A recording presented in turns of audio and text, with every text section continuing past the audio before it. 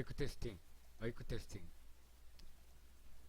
어, 챕터 5에서는 매니징 더 디자인 프로세스를 다루겠습니다. 이 매니징을 한다는 것은 관리를 한다는 것이죠. 그래서 이 디자이너의 의무가 있는데 단순하게 그 어떤 목표를 달성을 하는 것, 이건 당연한 거죠.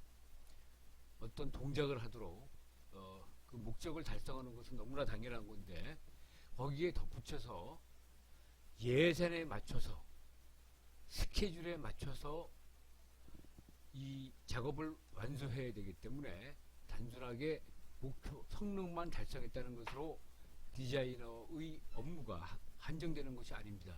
굉장히 중요한 것은 주어진 예산 안에서 주어진 타임에 그 결과를 완수를 해야 되는 것입니다. 그렇기 때문에 이 매니지먼트라는 것이 필요한 것이죠.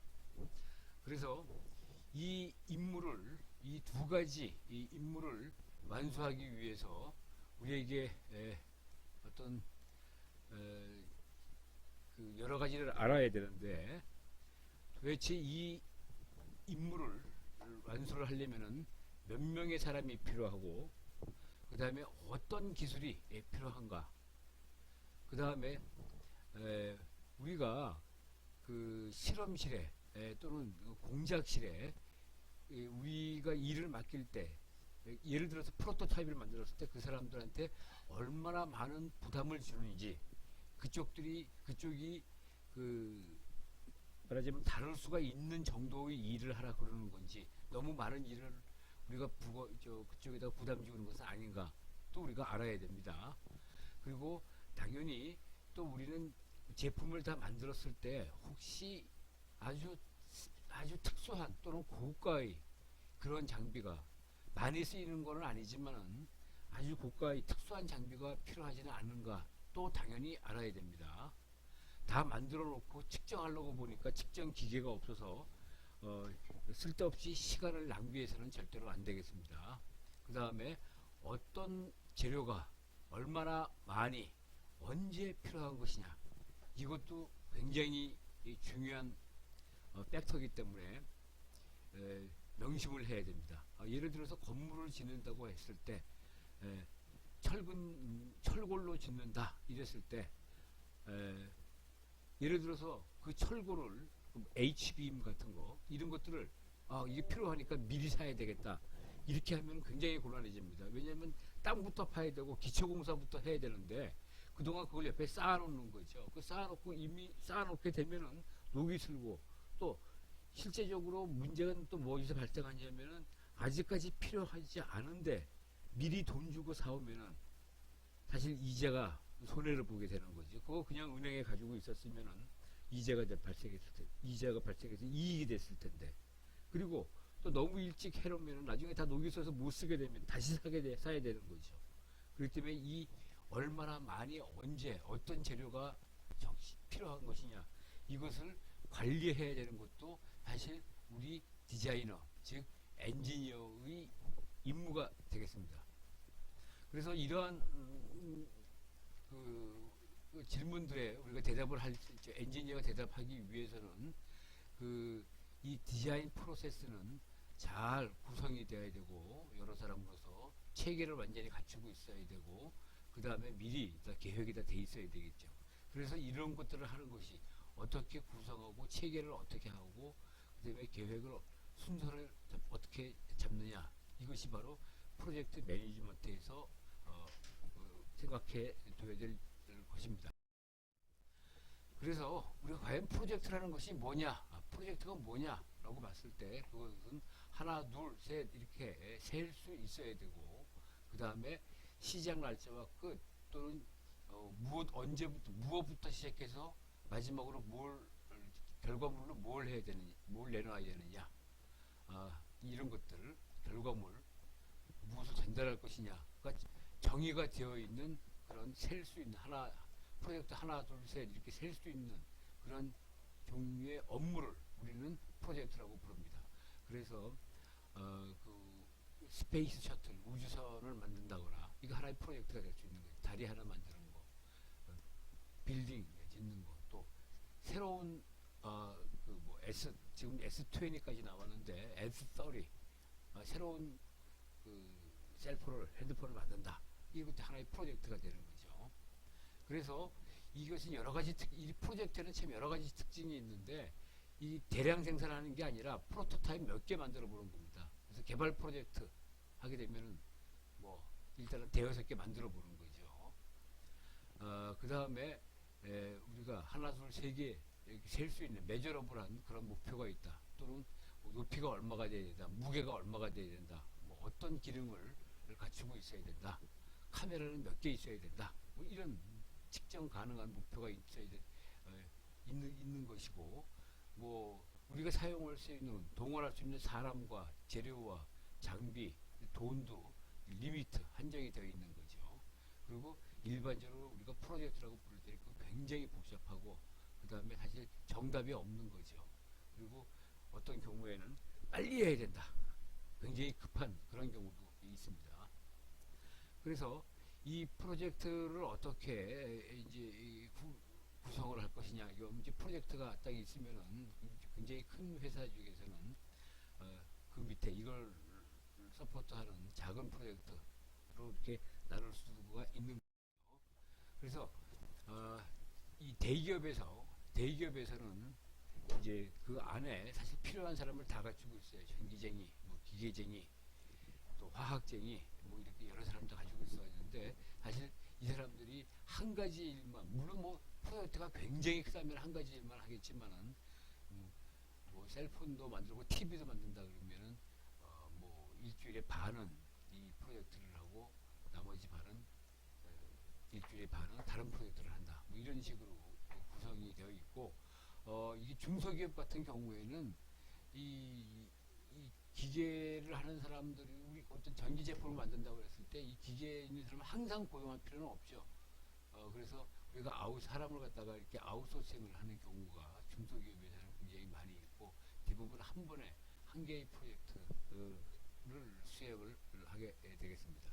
그리고 또 다른 회사에서 이건 뭐 이제 프리랜서가 되는 거고 개인이랑 컨택트하는 거는 여기 이 협력 업체가 있어서 이 사람들하고도 같이 즉 기계 전문하는 그런 회사랑 같이 조인트를 해서 프로젝트를 진행하는 수가 있습니다. 그래서 다시 한번 얘기하지만은 우리 앞에서 처음에 이게 나왔는데 이 전기 엔지니어, 파워 서플라이 엔지니어, 기계 엔지니어 이렇게 있고 여기에 프로젝트 매니저라고 있는데 이 사람은 어떤 요구 사항을 만족시키는 거는 일반 엔지니어랑 똑같지만 이 사람이 한 가지 더 해야 되는 것은 아까 처음에 얘기했던 것처럼 예산에 맞춰서 일을 끝내느냐, 그 다음에 스케줄을 과연 맞출 수가 있느냐, 이런 것을 하게 됩니다. 이런 업무도 추가적으로 하기 때문에 당연히 연봉을 많이 받게 되겠죠. 그래서 이 프로젝트 매니징을 하는 데 있어서 이제 여러 가지 요소가 있는데 먼저 계획을 짜고 그 다음에 계획대로 잘 진행되고 있는지를 잘 관찰을 하고 있어야 되면서 문제가 생겼을 때는 문제를 해결해 줘야 되고 그 안에 갈등이 있을 때는 이 갈등도 잘 컨트롤 해줘야 되는 겁니다. 당연히 뭐 플래닝에 대해서는 뭐 앞에서 여러 번 얘기를 했고 이제 모니터링 얘기는 이제 처음 하는 거기 때문에 그래서 지금 예상대로 딱딱 맞춰가지고 그 예산 돈이 나가고 있는지 그 다음에 필요한 그 재료들은 제대로 사용되고 있으며 제대로 도착해 있는지 그 다음에 이 스케줄에 맞춰서 업무가 잘 진행되고 있는지를 이건 모니터링은 보고만 있는 거죠. 그래서 잘 진행되면 사실 그 매니저가 할 일은 별로 없죠. 그냥 잘하고 있어 어깨나 탁탁 두드려 주면 되는 거죠. 근데 대부분 그렇지가 않거든요. 갑자기 예상치 못하게 돈이 많이 든다거나 지금 뭐 건물 지어야 되는데 이제 갑자기 그 레미콘 회사에서 파업을 했다거나 뭐 이래서 이게 도착을 늦어진다. 이럴 때 이제 컨트롤을 해야 되는 거죠. 그래서 프로젝트 퍼포먼스를 옵티마이즈를 문제를 좀 해결해 가야 되고 문제가 발생했을 때는 브레이크 스루 돌파를 해야 되는 거죠. 난관이 생겼을 때는 돌파를 해야 된다.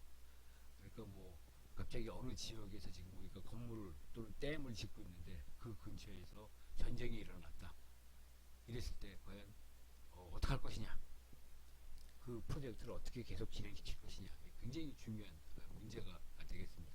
그래서 이 프로젝트를 성공적으로 진행을 시키기 위해서는 프로젝트 매니저는 사실 경험이 굉장히 많아야 되겠죠. 그러니까 정확한, 딱 적당한 이 능력을 갖추고 있어야 되고, 또 재료, 이 재료는 사람하고 돈, 뭐 이런 것들을 다 포함하고 있겠죠. 그래서 매니저의 역할이 대단히 중요하고, 뭐 건축에서는 이게 이제 현장 소장급이 되겠습니다. 현장 소장급. 그래서 일이 잘 진행되면 현장 소장은 뭐 가끔 보다가 현장에 나와 보면 되는 거고, 문제가 생겼을 때 이 사람의 진가가, 진짜 능력이 발휘가 되고 회사로부터 인정을 받게 되는 것입니다. 그래서 계획을 짤 때는, 처음에 계획을 짤 때는 돈이 얼마나 들 거고, 그 다음에 언제 끝날 거고, 어떤 재료가, 여기 하나 빠졌네요. 언제 그 재료가 필요하느냐를 이 플랜에서는 다 포함하고 있어야 되는 겁니다. 그래서 이 플랜이, 프로젝트 플랜이 완성이 되면은 이 프로젝트 팀하고 클라이언트, 그러니까 지금 커스터머가 되겠죠. 아니면은 고용주, 사장님하고 어떤 약속을, 이제 어그리먼트, 합의를 하게 됩니다. 그래서 어떤 그 회사 같은 경우에는 이 조약식, 이 플랜이 나오면 그거를 근거로 해서 공식적인 사인하는 거, 양쪽 회사, 즉 인 경우에는 양쪽 대표가 사진 팍팍 찍으면서 사인하죠. 그런 것을, 그래서 이제 거기 이제 마케팅하는 사람도 오고, 엔지니어링하는 사람도 참석하고, 실제 제작하는 사람들, 그다음에 뭐 예산 담당하는 사람들, 시니어 매니저들이 이 프로젝트 시작하기 전에 이제 모여서 사인오프를 하게 되는 거죠. 이것이 이제 정식 그 두 회사 사이에, 또는 커스터머와 어떤 회사 사이에 계약이 되는 겁니다. 그래서 어느 정도의 그 자원을 사용을 해서 언제쯤에 우리가 원하는 결과를 달성할 수가 있을 거다라는 것을 약속을 하게 되는 거죠. 만일에 이제 이렇게 이 약속을 이렇게 이제 거창하게 하는 이유는 나중에 이 unfortunate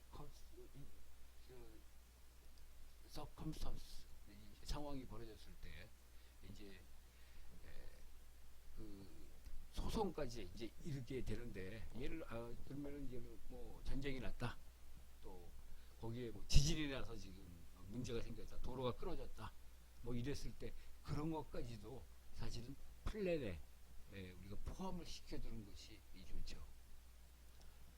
뭐 그 지역에 전염병이 돌아서 지금 말하자면 격리가 됐다, 뭐 이렇게 되면은 프로젝트에 이제 심각한 문제가, 말하자면 천재지변이라고 얘기를 하죠. 천재지변이 벌어졌을 때는 책임을 누가 지느냐 하는 것까지도 이 계약을 할 때, 이 플랜을 가지고 계약을 할 때 굉장히 중요한 요소가 되겠습니다.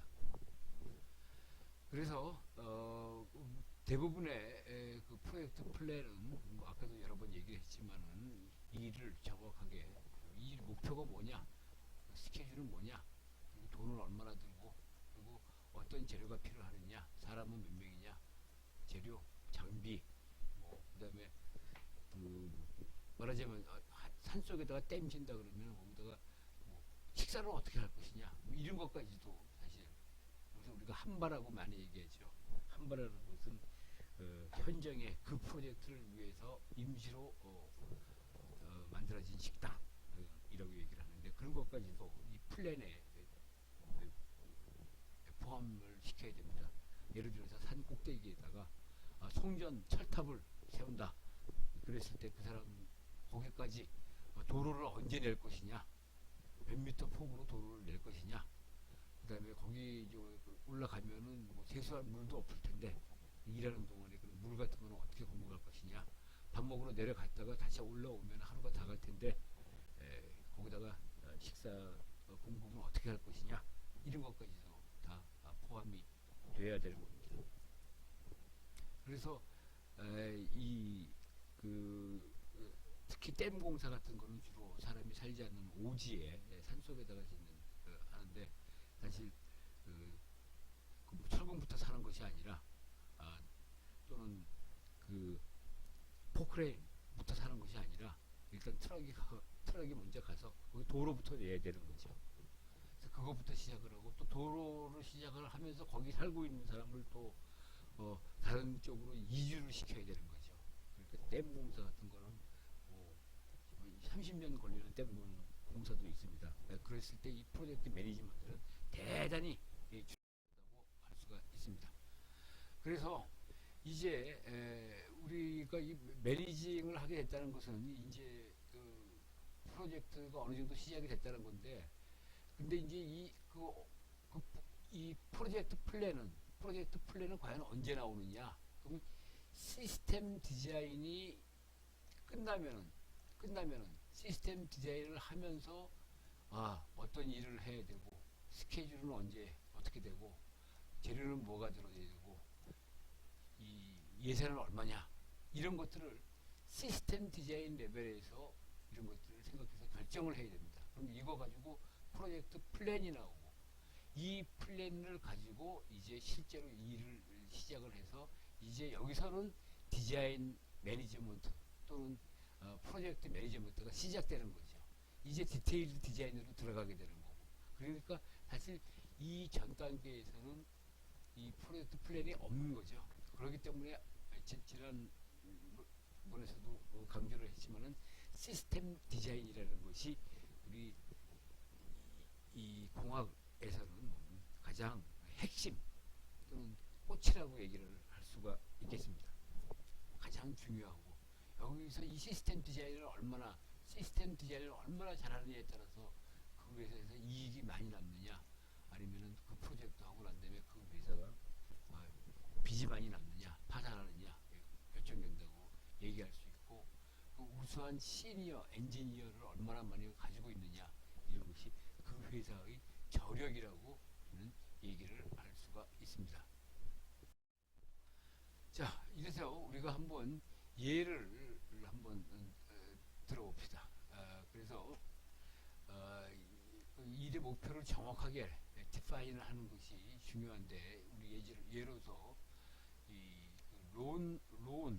잔디 깎는 기계를 미국에서는 모우 하면 잔디를 깎다.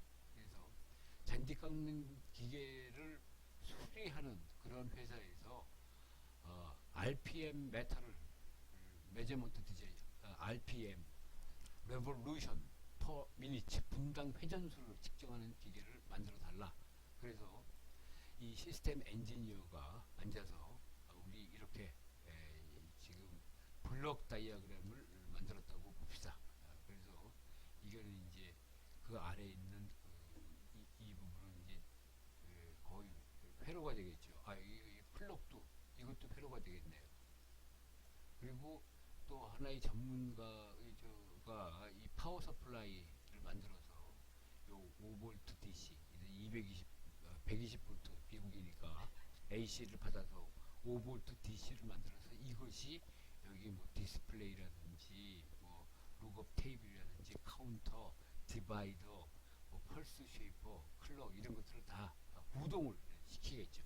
그래서 이걸 딱 만들어 놓고 이제 플랜을 짜기 시작을 합니다. 그래서 일단 우리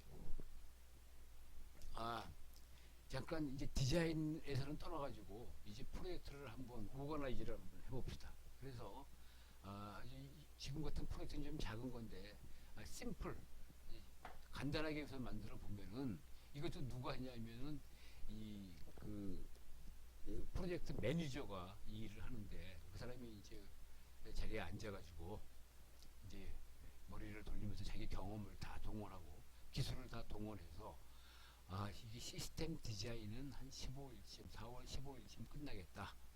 그리고 이 메인 보드는 이제 한 달 정도, 이 시스템 디자인 지금 이게 끝나면은 한 달 뒤면은 끝나겠다.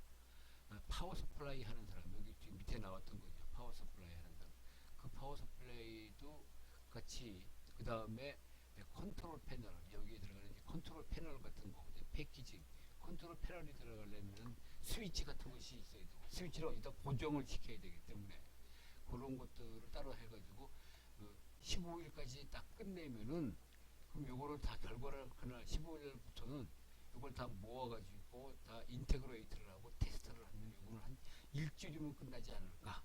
근데 이게 뭐 일주일 동안 해가지고 이게 뭐 잘 한 번에 딱 되면 얼마나 좋겠습니까. 다시 좀 파이널 디자인 리뷰전 좀 우리가 개정을 해야 되겠죠. 그래서 요거는 한 일주일 가지고 모자라고 한 이틀 정도 더 하면 될 거고, 그 다음에 이렇게 해서 우리가 최종 디자인이 나오면은 프로토타입을 우리가 한 2주 정도, 6월 한 15일 정도면 나와서 커스터머한테 보여줄 수 있겠다.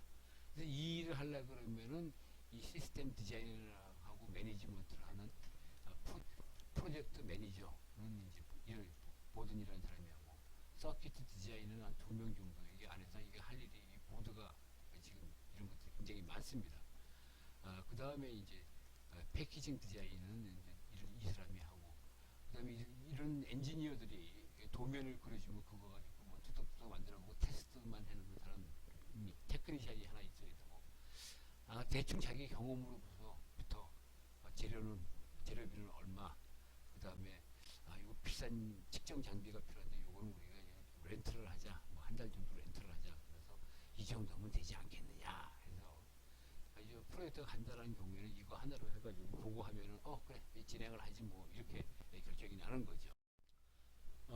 앞 슬라이드에서 간단하게 세운 그런 계획을 조금 더 자세하게 만드는 방법에 대해서 설명하겠습니다. 그래서 지금 여기 이렇게 우리가 이 7가지, 8가지가 되겠네요. 8가지로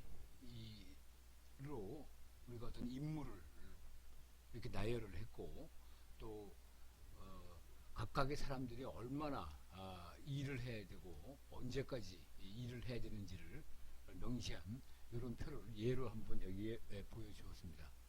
그래서 지금 여기 잠깐 이제 앞에부터 설명을 하게 되면은 이제 시스템 디자인하는 사람, 디자인을 제일 먼저 해야 되겠죠. 그래서 이게 끝나야지만, 그리고 여기에서 이제 각 그 블록 다이어그램 같은 것들이 나올 텐데, 이제 그걸 가지고 메인보드 디자인을 하고 파워 서플라이 디자인을 하고 패키징을 하게 되고, 그다음에 이 세 가지를 다 모아가지고 다 뭐 인테그레이트해서 이제 실제로 테스트를 해가지고 우리가 다시 또 필요하다면 수정까지 해야 되겠죠. 그래서 마지막 파이널라이즈 디자인을 최종 디자인을 만들다, 이런 뜻이 되겠죠. 그래서 테스트 리저트를 다시 한번 잘 리뷰, 잘 분석을 해서 개선을 하고, 그래서 최종 설계도가 나온다고 할까, 이렇게 하고, 그 다음에 이 설계도에 따라서 프로토타입 시제품을 한번 앞에서 얘기한 것처럼 3개 정도를 만들어 본다. 그리고 이 전체를 누군가는 프로젝트 매니지먼트를 총괄을 해야 된다. 오버시죠 이건. 그래서 시스템 디자인을 하거나 이 메인보드 디자인, 파워 서플라이 디자인 이런 거를 하려고 그러면은 제일 먼저 목표가 명확해야 되는데, 그것은 어디서 나오냐면 우리가 앞에서 설명을 한 시스템 스페시피케이션에 근거를 두고, 시스템 스페시피케이션을 만족시키기 위해서 우리가 계획을 짜고, 또 우리가 이 메인보드라든지 파워 서플라이라든지 하나의 블록들을 우리가 설정을 할 수가 있게 되겠습니다. 그래서 여기 인풋이라는 것이 어떤 의미냐면, 시스템 디자인을 할 때 필요한 인풋이 뭐냐 할 때, 여기서는 이제 초기에 프릴리미너리 1단계의 시스템 디자인을 하는데, 디자인한 결과가 필요한데 사실 이것을 하려 그래도 우리 요 앞 단계에서 요 시스템 스페시피케이션이 반드시 있어야 된다.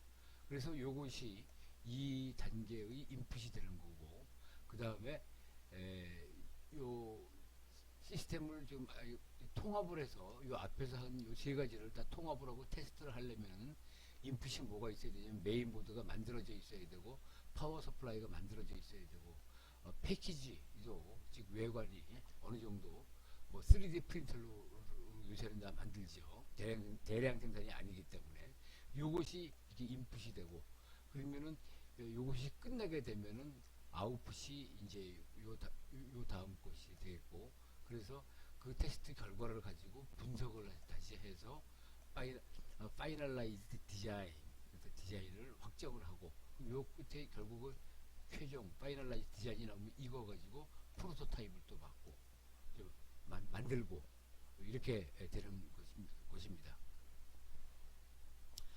그리고 여기서 이제 나오는 이 얘기는 이제 뭐냐면은 여기 이제 최종 결과물 이란 뜻이고, 최종 결과물 각 단계에서, 그래서 시스템 디자인을 한 것이 나와야 된다. 근데 이것이 나중에 확정된 확정된 시스템 디자인 다큐멘트 서류가 나와야 되는데, 이거는 effort, 여기 SE가 요 밑에 이런 것에 대한 설명이 있는데 abbreviations, 이게 약자라는 뜻입니다. 그래서 SE 하면 시니어 엔지니어, 그래서 시니어 엔지니어가 일주일 내내 이게 이틀 그 공휴를 빼고 이거는 실제로 워킹데이입니다. 일주일 7일을 꽉 일을 해야지만 이게 나온다. 그 정도의 일이다.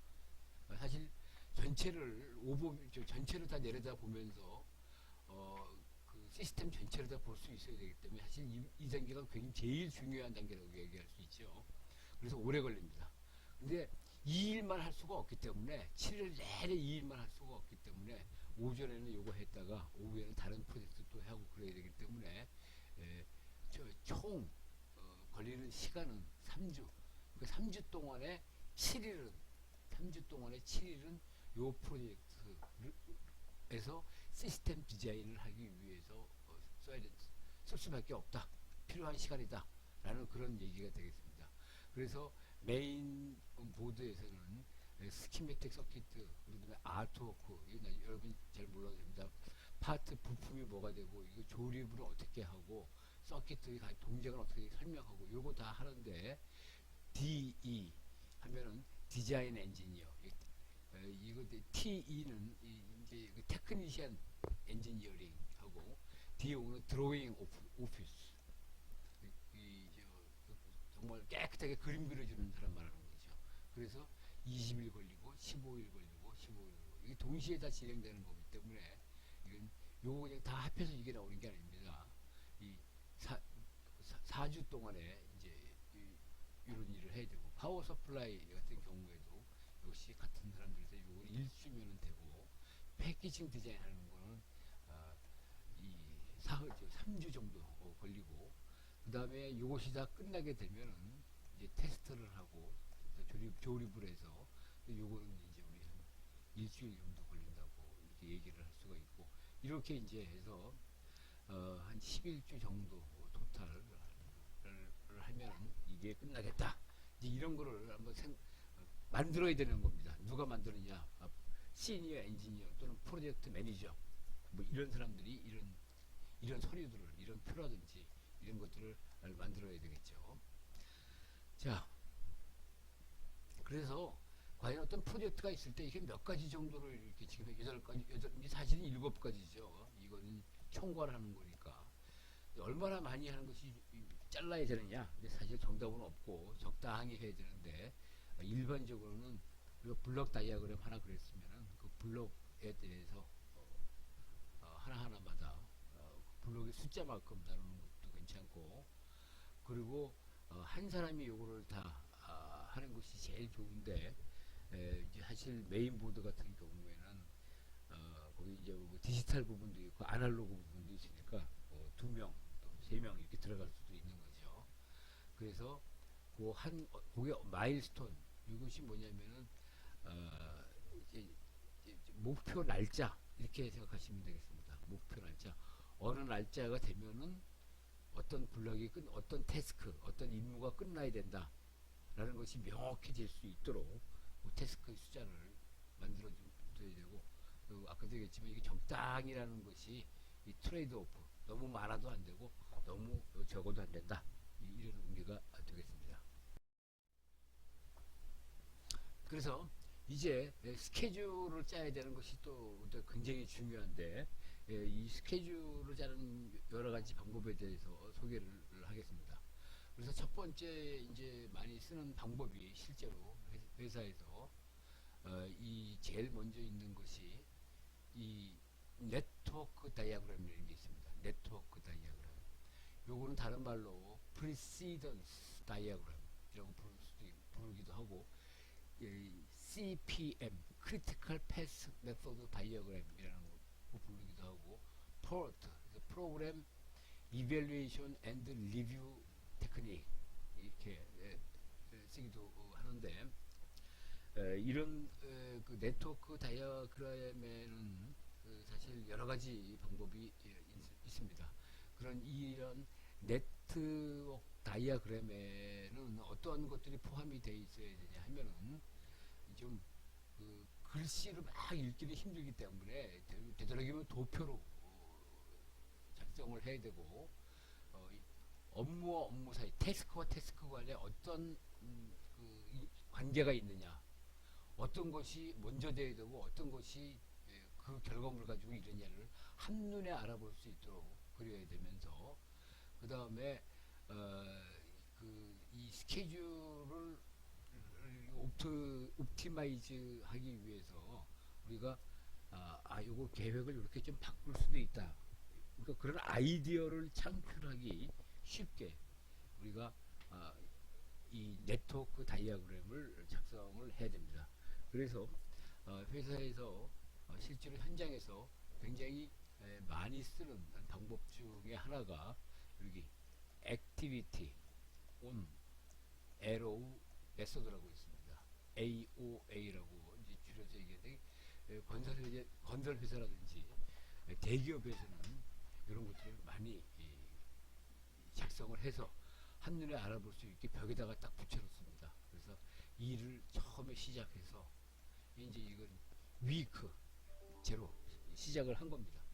그리고 시스템 디자인 하는데 아까 테이블에서 얘기한 것처럼 3주 걸린다. 그래서 3주 차가 3주가 끝나게 되면은 우리가 이 시스템 디자인을 기반으로 해서 메인 모드 해야 되는 작업을 해야 되는데, 이게 4주, 파워 서플라이 1주, 패키징 3주. 요것이 동시에 그러니까 동시는 아니라도 되죠. 이 세 가지가 다 끝나야죠. 모두 이 세 가지가 끝나야지만 우리가 인테그레이트해서 테스트를 할 수 있고, 이 7주에 끝나야 되는 거죠. 그 다음에 테스트를 해서 이제 8주 차에 테스트가 끝나고 그게 나오면은 우리가 9.5주 차에 확정을 짓고, 그 다음에 프로토타입을 1.5주 동안에 만들어서 시작해서 11주가 되면은 우리가 이 액티비티가, 프로젝트를 수행하는 액티비티가 끝난다. 그래서 요것이 요대로 잘 요거를 만드는 것과 요거를 요대로 잘 진행시키는 것이 바로 프로젝트 매니지먼트라고 할 수 있습니다. 이거 말고 또 액티비티 온 노드, 아까 에로 그 화살표로 표시를 했는데 요거는 노드로 표시를 하기 때문에 요거는 액티비티 온 노드 메소드라고 하는데, 이게 사실 실제적으로는 굉장히 많이 사용됩니다. 이건 한눈에 다 알아볼 수 있기 때문에. 이렇게 이제 박스가 있는데 여기에서 이제 이거는 아까 우리가 1, 2, 3, 4, 5, 6, 7, 8 하고 번호 붙였는데 그 번호, 업무 번호가 되는 거고, 요건 시작해서부터 총 시간이 얼마나 흘렀냐, 주로 단위는 위크, 요건 스타트 위크, 끝나야 되는 거, 11주가 끝나면 끝나야 되는 거다, 이제 그런 얘기가 되겠습니다. 요거 슬랙 타임이라는 것은 요 밑에 잠깐 흔한 단어가 아니기 때문에 좀 일이 없는 시간이죠. 느슨한 시간보다 일이 없는 시간. 그래서 시스템 디자인이 바로 이제 1번 업무가 되겠고, 그래서 이제 0주차에 시작해가지고 3주가 끝나면 일이 끝나야 된다. 이렇게 우리가 해석을 할 수가 있는 거죠.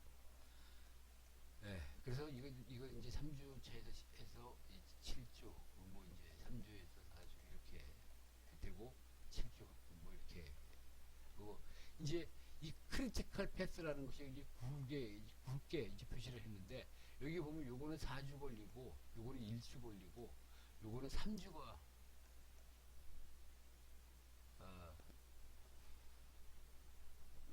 걸린다는 거죠. 그래서 이게 이 시작해서 끝날 때까지 4주 걸린다는 얘기인데, 지금 다른 거랑 보면 이게 제일 길죠. 그러니까 이게 아무리 이거는 굉장히 열심히 할 필요가 없어요. 이게 2주차에 끝나도 여기서 이 사람이 이 4주차까지 나올 때까지 기다려야 되는 거죠. 그러니까 이 시간을 결정짓는 거는 사실은 이 패스죠. 이 사람이 열심히 해서 3주로 줄인다면은 프로젝트 기간을 11주에서 3주로 줄일 수가 있다는 얘기죠. 그래서 크리티컬 패스도 이렇게 표시하는 게 좋고, 이걸 보면은 이 앞에 게 끝나야 우리가 이거를 여기 인테그레이션 앤드 테스트를 할 수 있다. 그러니까 일의 선후 관계도, 그러니까 프리시던스 선후 관계도, 업무의 선후 관계도 한눈에 알아볼 수 있게 되겠습니다. 자, 그 다음에 이제 이것을 앞에서 나온 이 다이어그램을 우리가 잘 보면서 리뷰를 하게 되면은 우리가 이걸 시간을 줄일 수가 있는 거죠. 그래서 여기다가 이제 아까는 그 메인보드 이제 하나만 있었는데, 이거를 메인보드에다가 디지털 파트, 디지털 서키트를 하는 사람을 더 투입을 하게 되면은 2주가 되고 2.5주가 되고 1주가 되니까, 아까 요거 두 개 합해가지고 이게 4주가 걸렸는데 지금 2.5주로 줄은 거죠. 그러니까 1.5주가 줄은 거게 되는 거고, 그 다음에 여기서 요 패키징을 이쪽으로 따로 빼가지고, 패키징, 이 조립하는 것은 어느 정도, 이건 3D 프린터로 따로 작업할 수도 있으니까, 왜냐하면 이 회로 부분대로 어떤 그 외관이 없어도 우리가 그냥 뭐 빵판 같은 걸 이용해서 테스트를 할 수가 있죠. 그러니까 그 테스트대로 진행을 하고, 패키징을 테스트할 때 왜냐하면 이게 3주가 되는 거고, 여기는 제일 긴 게 2.5주기 때문에 얘를 이 뒤로 옮기면은 여기 또 0.5주를 놀아야 되는 거죠. 그러니까 요거를 동시에 진행할 수 있도록 따로 빼게 되면은, 결국 요 방법을 하게 되면은 아까 11.5주 나오던 것이 9.5주로 줄었다. 그래서 아까 전 슬라이드에서 본 것처럼 이렇게 먼저 그려놓고, 그다음에 그걸 가만히 보면서 야, 어떻게 더 줄일 수가 없을까, 그렇게 좀 고민을 하고 생각을 해서 결국은 9.5주로 줄였다.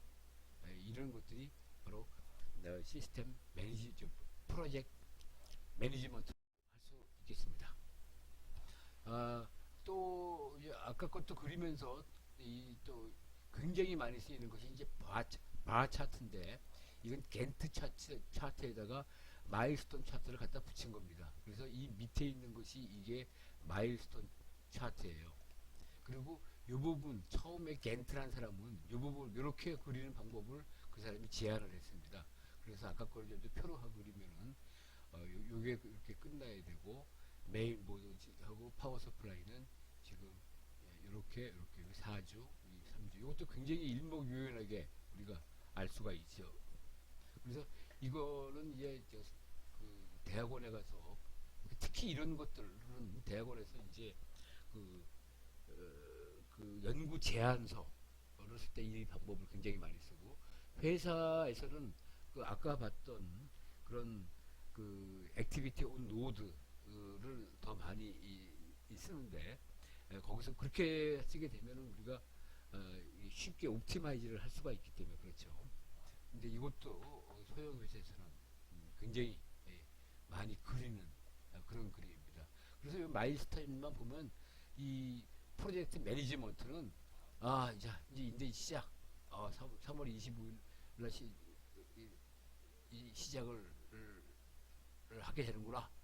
그래서 그동안 가만히 있다가 4월 15일에는 요거를 내가 체크를 해봐야 되겠다. 이렇게 얘기를 할 수가 하는 거죠. 그 다음에 5월 20일에는 이 요거죠, 요거. 그래서 이때는 이 테스트가 다 끝나야 되는구나. 이렇게 그래서 며칠 날 이걸 벽에 붙여놓으면은 오늘이 5월 20일인가? 그럼 요거 체크해봐야 되겠네. 이렇게 한눈에 알 수 있게 되겠습니다. 그래서 네트워크 다이어그램이 이 선후 관계하고 이 크리티컬 패스 할 때는 굉장히 좋고, 요거는 이제 커스터머라든지 매니저 같은 이게 있기 때문에 매니저한테 보여주기는 이게 훨씬 더 편한 거죠. 그 다음에 요즘은 이것이 이제 마이크로소프트에 보면은 우리가 파워포인트라든지 또 워드가 있는 것처럼 이 마이 프로젝트라는 그런 기능이 있습니다. 그래서 이런 그림을 자동적으로 우리가 이거를 한글로 그리려고 좀 복잡한데 여기 안에는 이런 게 있어가지고 굉장히 쉽게 작성을 할 수 있습니다. 한번 들어가서 한번 시도를 좀 해보고, 강력하게 주장하는 바는 여기 한글로 작성하는 것보다는 이 마이크로소프트에 있는 이 마이 프로젝트라는 기능을 사용을 해서 여러분들이 팀 프로젝트를 진행을 한번 해보는 것을 강력하게 추천을 합니다. 그래서 좀 더 이 바 차트에서 실제로 보면 이제 이런 게 있는데, 이렇게 점선으로 하는 것은 이제 슬랙 타임, 그리고 프리시던스 해가지고 사실 요 일이 시작되려고 그러면 반드시 요 일이 끝나야 된다. 이런 것들을 표시를 해줄 수가 있는 거고, 그 다음에 이제 크리티컬 패스 전체의 그 진행 상황을 결정짓는 것은 이런 거고 이런 거고. 왜냐하면 이거 같은 경우 좀 늦어져도 상관이 없다는 거죠. 좀 늦어져도 상관없다. 그래서 사실 요거는 프리시던스하고 거의 마찬가지 개념인데, 이렇게 약간 색깔을 좀 다르게 해놓으면은 우리가 이 업무가 전체의 그 진행을 좌우하는구나 라는 것을 한눈에 읽게 되는 겁니다. 자, 그래서 이제 이 스케줄링을 할 때 이제 굉장히 중요한 거 몇 가지를 말씀을 드리면은, 이게 이제 사실 우리가 한번 일의 그 목표를 만들어 놓고 그냥 잊어버리는 게 아니라 다시 돌아와서 이게 정말 이 목표가 맞는 건가 하고 리비지트, 다시 한번 거기 돌아가서 한번 생각을 해보고, 더 좋은 아이디어가 있으면은 좀 모디파이하고, 일이 복잡하면은 쪼개고, 부족한 게 있으면 더 해주고, 그리고 아니면 필요 없으면 딜리트 하고, 그래서 점점 더 플레이를 개선을 시키는 그런 작업이 필요하게 되겠습니다. 그래서 이 정말 이 스케줄링을 잘 하는 거는 should not be underestimated, 과소평가가 되어서는 안 된다. 그러니까 아무리 강조해도 지나치지 않다, 이렇게 해석할 수 있는 거죠. 그러니까 스케줄을 잘 잡는 것은 그러니까 우리가 이 프로젝트 그 플래닝을 할 때 사실은 어떻게 보면 이 스케줄링을 잘 하는 것, 그것이 어떻게 보면 제일 중요하다고 생각합니다. 그래서 이 스케줄을 잘못 짜게 되면은 너무 자잘하게 그 업무를 잘랐든지, 아니면 너무 크게 해서 두세 개 하려고 보니까 막 일이 엉키는 그런 일이 생기는 거고, 그 다음에 어떤 임무는 굉장히 사람이 10명이나 들어가야 되고, 어떤 일은 한 명이면 충분하고, 이렇게.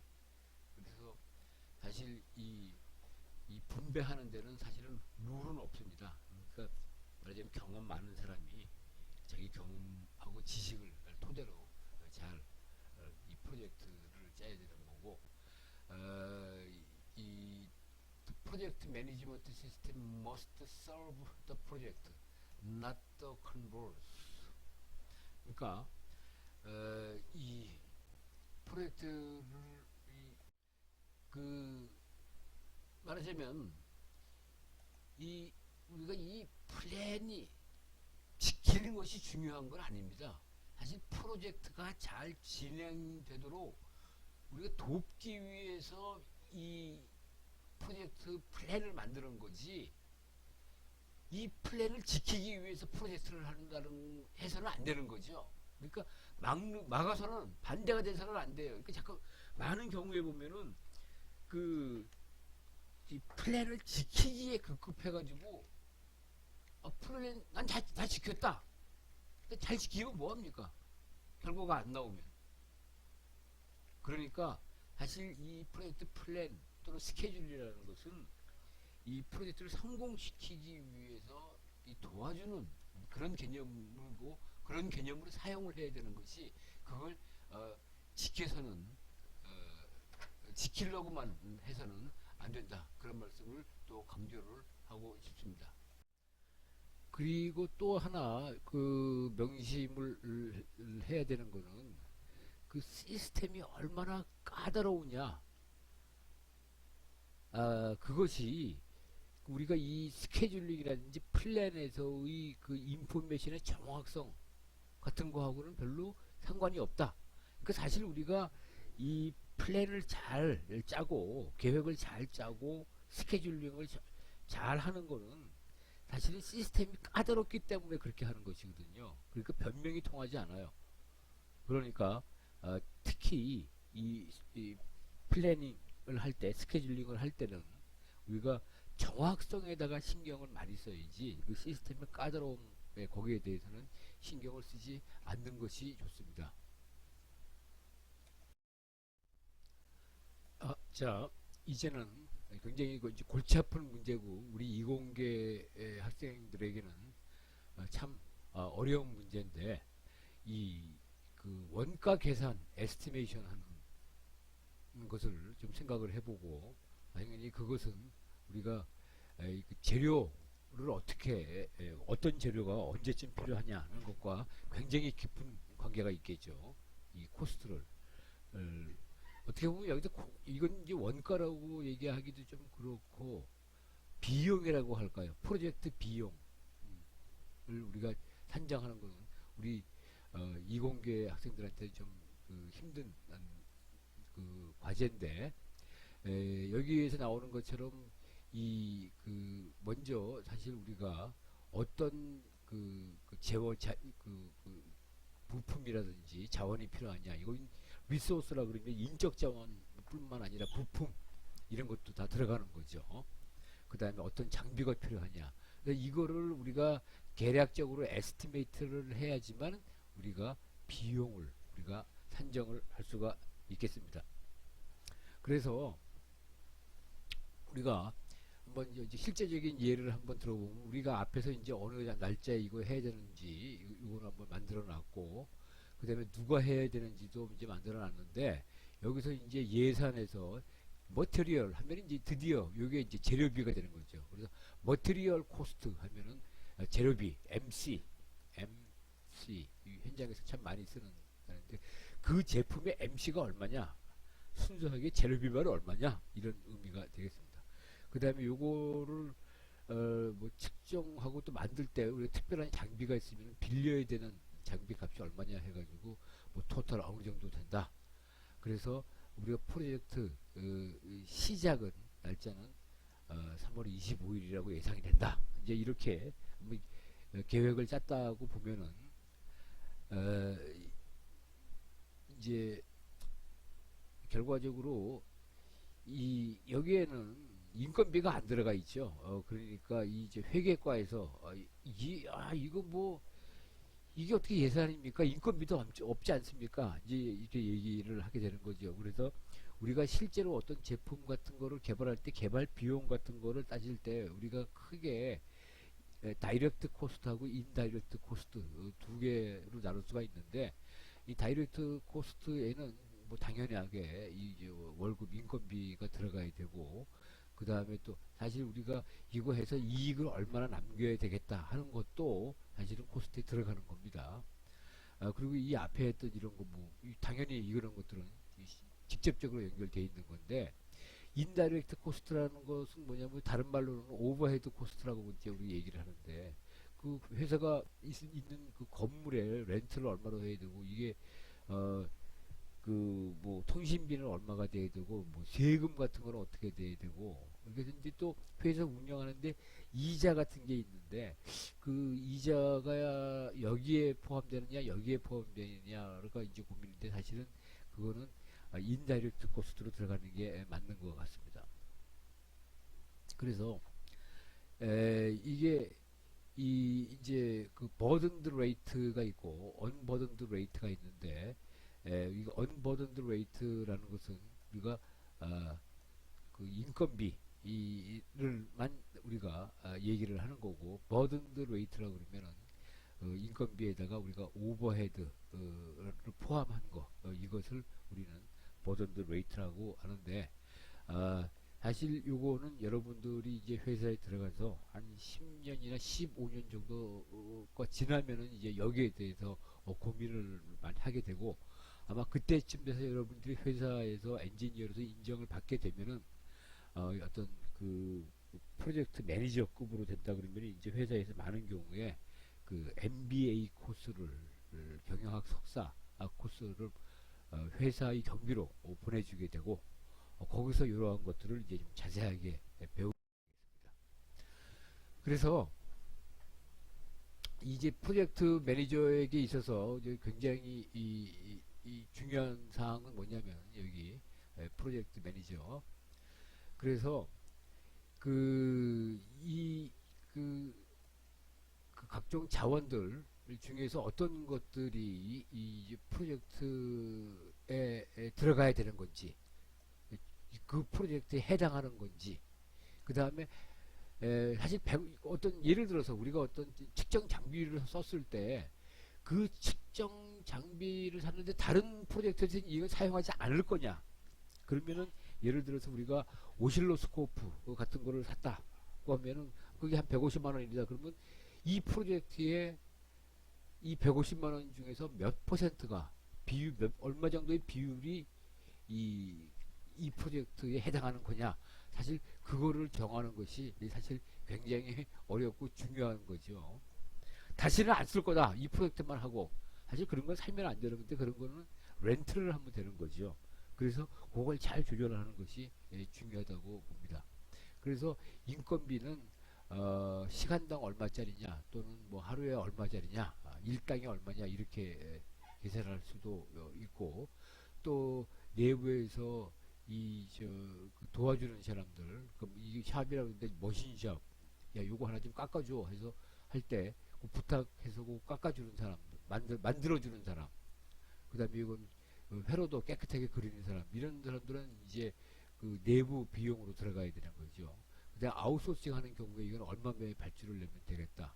그 다음에 뭐 PCB라든지 부품값들 이런 것들을 다 우리가 고려를 해야 되는 겁니다. 그래서 한번 그 인건비를 사실 이게 보면 나중에 프로젝트를 해보면은 인건비가 굉장히 큰 파트를 프로젝트 총 비용 중에서 반 이상이 인건비로 많이 들어가게 됩니다. 그래서 이제 표를 이제 하나 그려보면은 여기에 이제 우리가 일단 바 차트만 그려놨고 그다음에 각각에 대해서 이렇게 지금 시스템 디자인 요거 다 이렇게 태스크별로 이렇게 썼습니다. 이름을 써놨습니다. 사실 요거 프로젝트를 매니지하는 사람들은 여기 이 번호만 보면 그게 뭔지를 알게 되겠죠. 이랬을 때 아까 이제 시니어 엔지니어가 이거를 이제 해야 되는데 그 사람의 업무를 보면은 이 초기에 이게 시스템 디자인을 할 때는 요 시니어 엔지니어가 이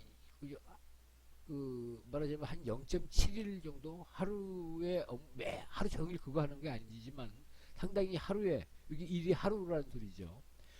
그거보다 안 되는 양을 사실 이 사람은 그걸 해야 되고 이 사람이 그 시스템 디자인이 끝나야 나중에 이 디자인 엔지니어하고 패키징 엔지니어 테크니션이 일하니까 그 사람들은 일을 하는 게 없죠. 그러니까 여기서는 이 사람이 인건비가 안 들어가는 겁니다. 그래서 여기 제일 밑에 토탈리티라는 것은 요것만 요 액수만 요로 이제 들어가게 되는 거죠. 이게 뭐 700달러라든지 7,000달러라든지 이런 식으로.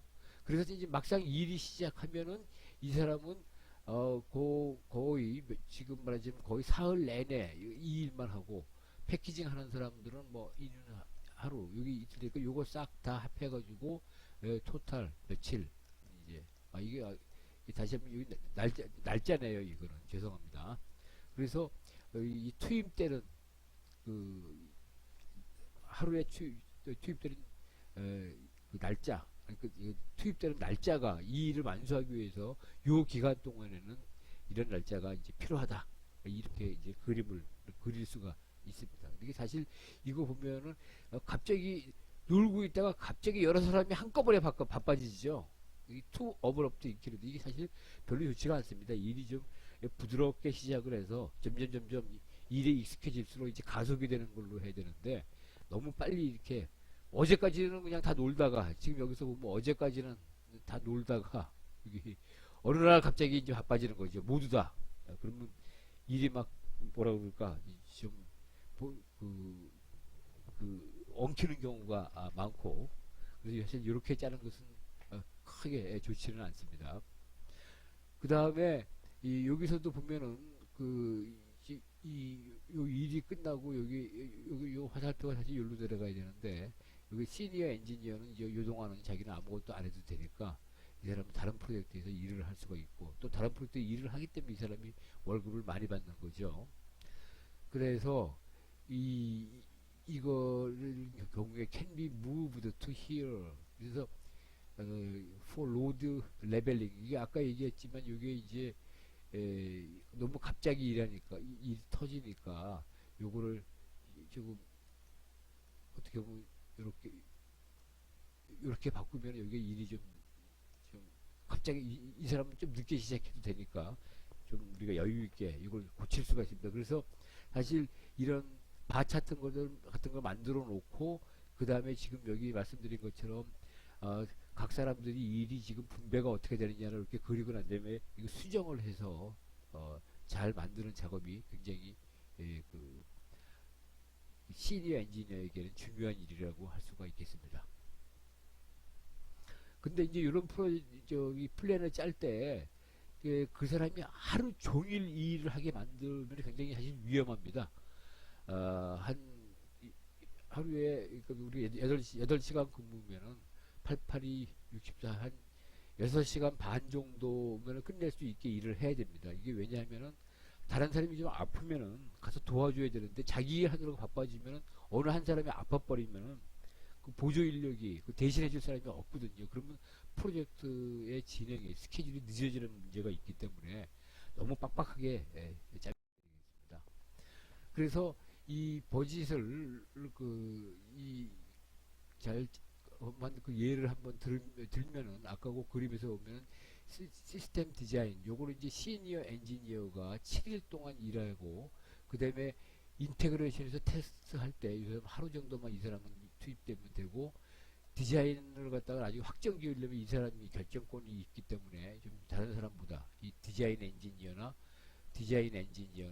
패키지 엔지니어는 사실 이 자리에 참석하지 않아도 되고, 테크니션은 옆에 있어가지고 죄송합니다. 지금 여기를 하고 있으니까 여기 이렇게 같이 해야 되는데, 요 시니어 엔지니어가 역할이 제일 큰 거죠. 그 다음에 이제 프로토타입 만드는 거는 여기 테크니시안이 설계도 보고 만들면 되는 거고, 여기에서 그 디자인 엔지니어는 옆에서 좀 도와주고 그러면 되겠습니다. 그래서 이 프로젝트 매니지 하는데 이제 이 시니어 엔지니어는 사실 그 거의 계속 관리 감독을 해야 되기 때문에 20시간에서, 시니어 엔지니어는 이 프로젝트 할 때 30일 일을 하고, 디자인 엔지니어는 29일, 패키징 엔지니어는 12일, 테크니션은 24일.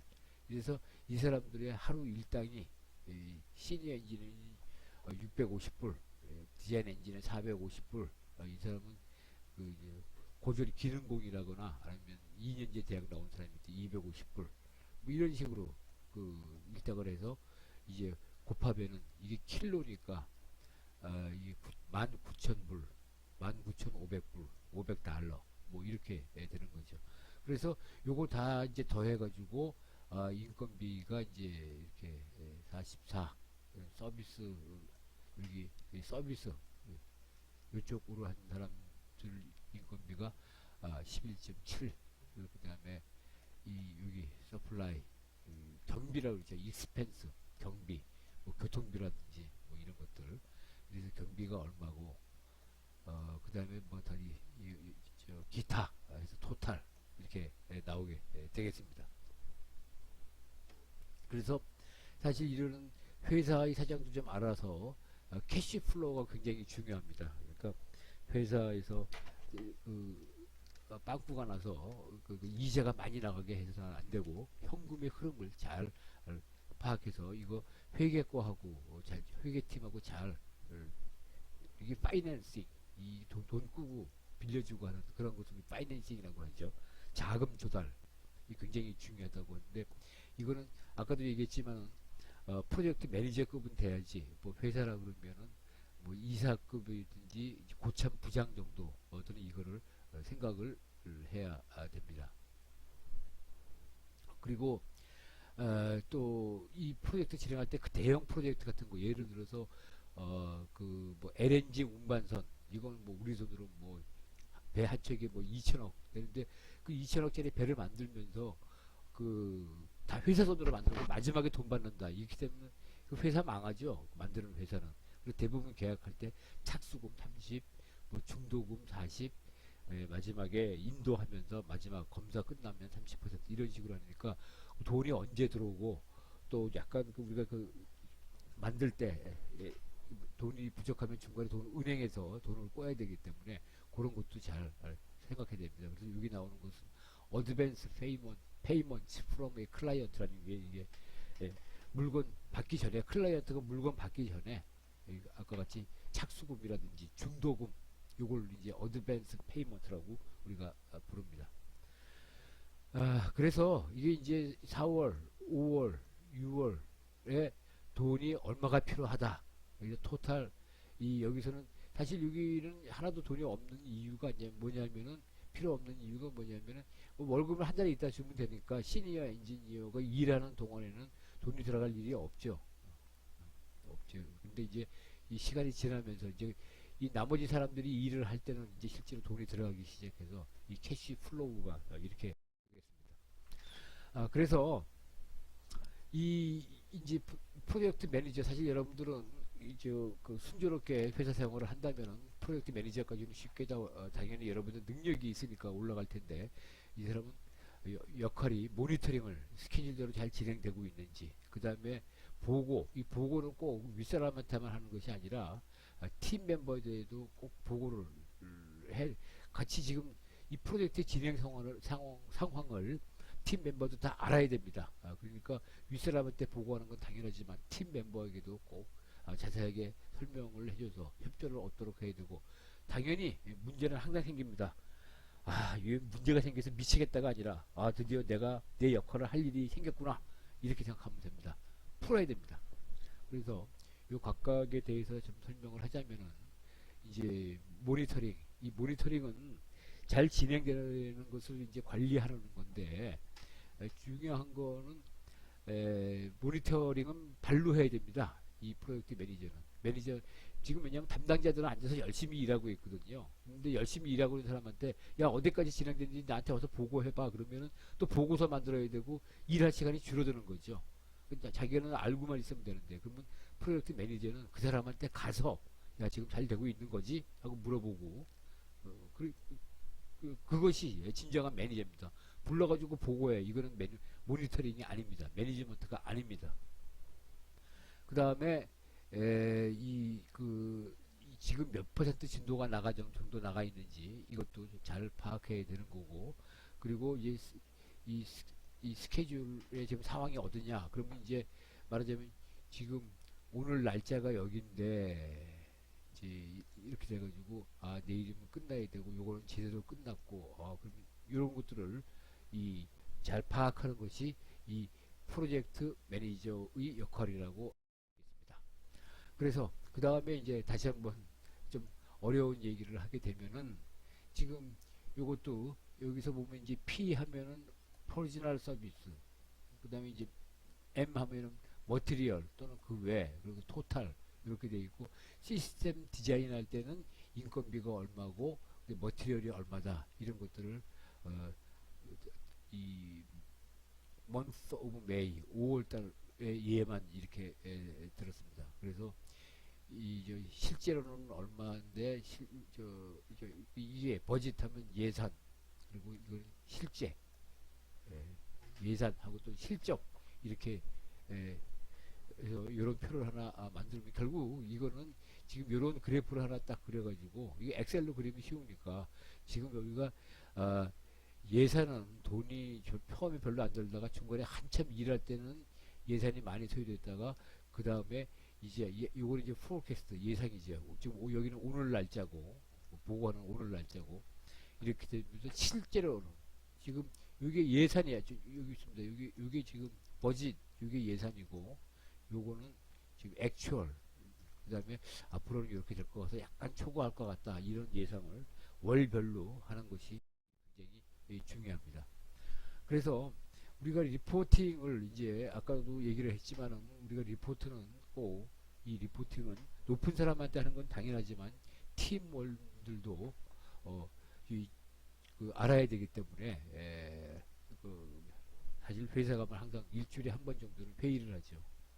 그래서 지금 그 현재 상태하고 문제점이라든지 진행 상태를 주로 이제 먼슬리 베이스 또 필요할 때는 2주 뭐 이렇게 해서, 근데 이 리포팅 하는 거는 자기 본인한테도 좋고 프로젝트 멤버들한테도 좋고, 그다음에 회사 전체의 관리하는 데도 굉장히 유익하고, 클라이언트한테 얘기할 때도 이 정도 됐습니다 하면 굉장히 안심하겠죠. 그 다음에 다른 부서, 마케팅 부서라든지, 그래서 이 사람들이 마케팅, 영업 활동을 할 때, 예, 몇 월 달이면 우리 예정대로 잘 진행되고 있기 때문에 몇 월 달이면 잘 될 겁니다. 또 어카운팅 같은 경우에도 다음 달에는 우리가 돈이 좀 많이 들 겁니다. 이게 이제 회계가 되겠죠. 며칠쯤 되면은 당신은 우리가 도면을 완전히 남겨줘서 양산에 들어갈 겁니다. 이런 얘기를 할 수가 있기 때문에 굉장히 다른 디파트먼트, 자기네 프로젝트 멤버들 뿐만 아니라 또 높은 사람 뿐만 아니라 이 관련된 이런 다른 부서에도 굉장히 중요한 보고가 되겠습니다. 그래서 이제 이게 아까 RPM 메저먼트 디바이스를 이제 디자인하는 데 있어서 월별 보고서, 이래서 이 매니저가 되면 이런 문서를 많이 작성을 해야 됩니다. 그래서 지금 어디까지 일을 한 것에 대한 요약, 그 다음에 문제점, 그 다음에 이걸 뭐 어떻게 해결했다는 말이 있으면 더 좋고요. 이 다음에는 뭐 할 거고, 지금 현재 스케줄하고 포지션 잘 운영되고 있는지 아니면 문제가 있는지, 그래서 그런 것들을 좀 이렇게 근거 서류랑 같이 해서 제출하는 것이 중요하겠습니다. 그래서 이제 매니저의 굉장히 가장 중요한 역할이 사실은 프로블럼 레졸루션입니다. 문제가 항상 생깁니다. 지금처럼 이렇게 천재지변이라든지 전염병이 돌았다든지 지진이 났다든지 또는 파업이 벌어져서 하청회사에서 파업이 벌어져서 물건이 안 들어온다. 이거를 잘 해결하는 사람이 능력 있는 프로그램 매니저입니다. 그 문제를 잘 해결하는 사람들이 보면 승진을 굉장히 잘하죠. 이 레졸루션, 해결이라는 의미입니다. The project may encounter three types of problem. 그래서 이거 예상보다 너무 오래 걸린다. 아까도 얘기했죠. 파업 같은 게 벌어져가지고 이 리소스가 우리가 필요한 것보다 더 많이 든다든지, 이게 제때 안 들어온다든지, 뭐 이런 문제들이 생기는 거고, 이거 프로젝트 진행하다 보니까 이거 도저히 달성을 못하겠다, 이런 경우가 생깁니다. 과연 어떻게 해결하는 뭐 기본 자세를 여러분에게 잠깐 설명하면 굉장히 중요한 얘기입니다. 기본 자세. 늦었으면 화내지 말고 일단 받아들이고 인정하세요. 그 다음에 사실 회사가 망해버리면 안 되니까 그 예산 안에서 더 중요한 것은 예산이라는 거죠. 너무 많이 들어버리면 이 시간 잘 맞춰도 이익이 안 남게 되는 거죠. 근데 이 딜레이를 잘 일단 인정을 하고 그리고 버틸 수 있는 한에서 즉 예산의 범위 내에서 딜레이를 인정을 하라는 거죠. 근데 필요하다면은 이런 리소스 재원을 인력이라든지 또는 뭐 장비라든지를 동원을 해서 야 이거 삽 가지고 안 되겠다 도저히 안 되겠다 야 이거 포크레인 빌려와라 이런 결정을 매니지먼트가 해야 되는 겁니다. 물론 프로젝트 코스가 좀 늘어나긴 하겠죠. 그 다음에 정 안 되면 지금 아까 여기 테크니컬리 인피지블 야 이거 정말 도저히 안 되겠다 그러면은 좀 그 클라이언트랑 또는 커스터머랑 잘 얘기를 해서 그 사람이 설득을 잘해. 그러니까 그 말을 잘해야 되고 앞에서부터 계속 강조했지만 커뮤니케이션 스킬 그리고 인간관계 대인관계가 좋아야 되는 게 그 신뢰를 가지고 서로가 가지고 있으면 이런 문제를 참 솔직하게 얘기하는구나. 그러면 그 사람이 그 완화를 목표 이건 좀 너무 무리였군요. 네 말씀 듣고 보니까 이 목표는 정말 말이 안 되는 거군요. 요거보다는 좀 낮아도 괜찮습니다. 가격을 조금 더 해도 되겠습니다. 뭐 이런 식으로 얘기가 되는 거죠. 그리고 이제 마지막으로는 이제 프로젝트를 새로 구성을 그러니까 이거는 위니까 지금 있는 거는 조금 이제 변형을 하는 거죠. 그래서 그 클라이언트가 그 인정을 허용을 해준다면은 좀 더 효율적으로 이걸 바꿔야 되는 겁니다. 그래서 이 프로젝트 매니저의 역할이 대단히 중요하다라는 것을 다시 한번 강조드리고 여러분들은 이 정도까지는 프로젝트 매니저 수준까지는 올라가고 그래서 거기서 더 많은 경험을 쌓아서 나중에는 기업체의 장이 되기를